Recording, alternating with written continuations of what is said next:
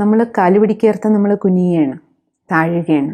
അപ്പം നമ്മൾ കുനിയുന്ന സമയത്ത് കുനിയണമെന്നുണ്ടെങ്കിൽ നമ്മുടെ ഉള്ളിൽ ആ വിനയചിത്തതയാണ് കാണിക്കണം. നമ്മൾ ശരീരം കൊണ്ട് മാത്രം കുനിയുക എന്നുള്ളതല്ല, പാത്രത്തിന്റെ യോഗ്യതയാണ് അവിടെ. പാത്രം എങ്ങനെ ഉണ്ടായിരിക്കണം പറയാറുണ്ടല്ലോ, ഭിക്ഷ എപ്പോഴും പാത്രം അറിഞ്ഞു വേണം കൊടുക്കാൻ എന്ന് പറയും. അതേപോലെ അനുഗ്രഹം നമുക്ക് ലഭിക്കണം എന്നുണ്ടെങ്കിൽ നമ്മുടെ പാത്രത്തിലുണ്ടായിരിക്കേണ്ട യോഗ്യതയാണ് വിനയം. അപ്പൊ ആ കാല് പിടിക്കുന്ന സമയത്ത് ശരിക്കും നമ്മൾ കുനിയുന്നതോട് കൂടിയിട്ട് നമ്മുടെ ഉള്ളിൽ നിന്ന് വിനയത്തിന്റെ സംസ്കാരത്തെ പുറത്തു കൊണ്ടുവരാനാണ് നമ്മൾ കുനിഞ്ഞ് കാല് തൊട്ട് വന്ദിക്കുന്നത്. അപ്പോഴാണ് അവരുടെ ഹൃദയത്തിൽ നിന്നുള്ള ആശീർവാദം നമുക്ക് ലഭിക്കണം. ഇത് നമ്മൾ ഏറ്റവും കൂടുതൽ ശ്രദ്ധിക്കണം. മുതിർന്നവരാണല്ലോ അല്ലെങ്കിൽ ആചാര്യനാണല്ലോ കാല് തൊട്ട് വന്ദിക്കണമല്ലോ എന്ന് പോയി ആ വിചാരത്തോടു കൂടിയിട്ട് നമ്മൾ കാല് പിടിക്കുക എന്നുള്ളത് മാത്രമല്ല, എത്ര വിനയാന്യുതനാണ്, ആരുടെ കാല് തൊടുന്നു അവരെ പ്രതി എനിക്ക് എത്ര സ്നേഹാദരങ്ങളുണ്ട്, അത് പ്രകടിപ്പിക്കുക കൂടിയാണ്. ആ സ്നേഹ ആദരവോടുകൂടിയ ഉള്ളുകൊണ്ട് ഹൃദയം കൊണ്ടുള്ള ഒരു ബന്ധം സ്ഥാപിക്കൽ കൂടിയാണ്.